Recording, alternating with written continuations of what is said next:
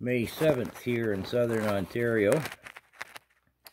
Well, it's official, although it hasn't been announced officially. Trudeau has declared war on the free press and freedom of speech here in Canada.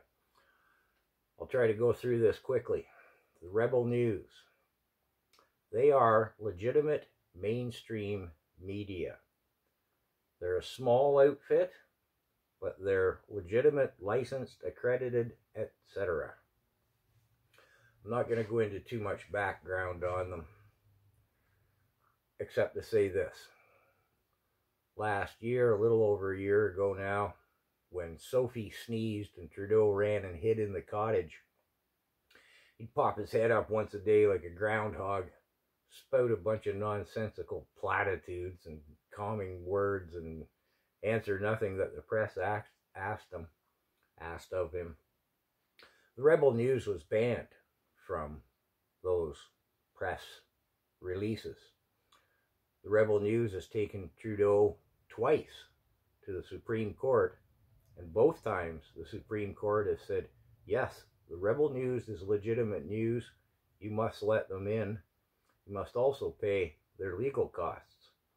Trudeau, of course, hasn't honored that order of the court.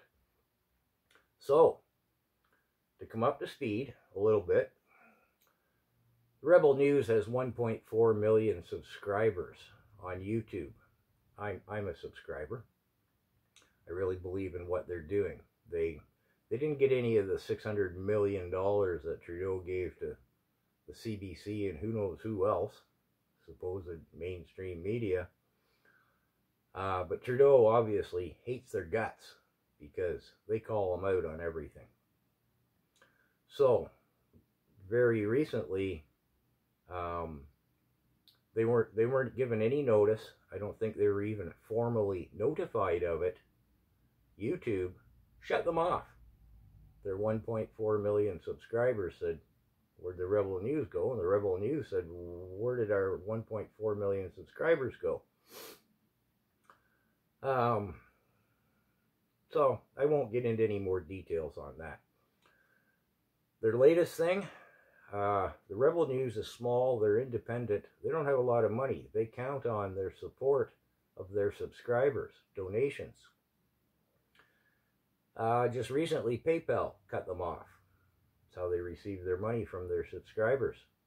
Again, no notification.